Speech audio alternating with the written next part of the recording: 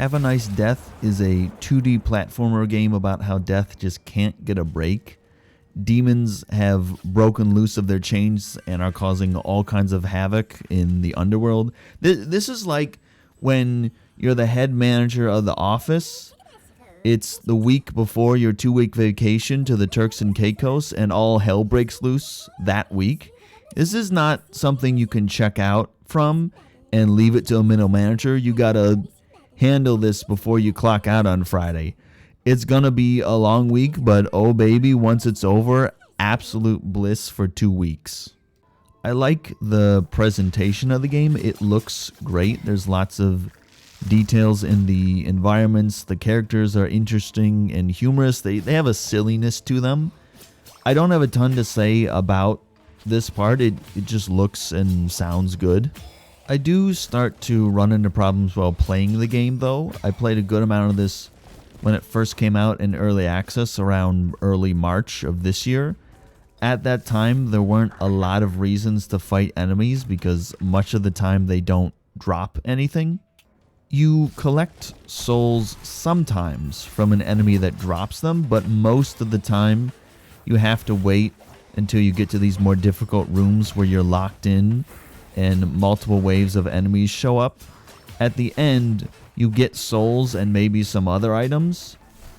Now, thankfully, it seems like since then, they've adjusted the drop rate of items, although I do still feel like the game lacks healing item drops, which makes it more difficult.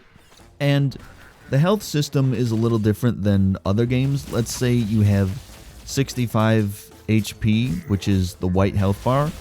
When you get hit for, say, 10 damage, that portion of the bar fills with a gray bar.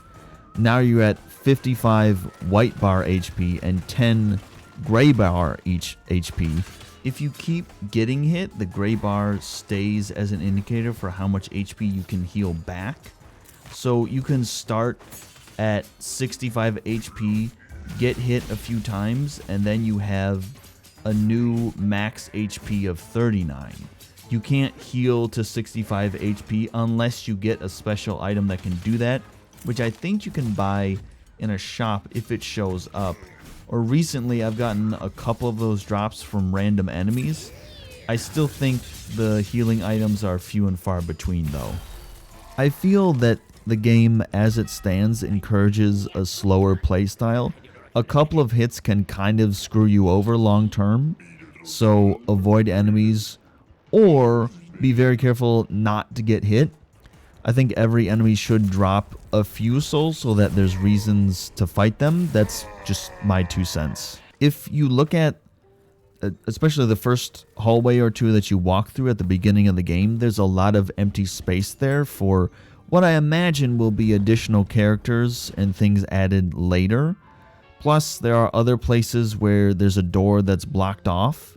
That's clearly going to be something later, just hasn't been added yet. So it's nice to see that they're planning for the future. They have things in the game that just aren't there quite yet.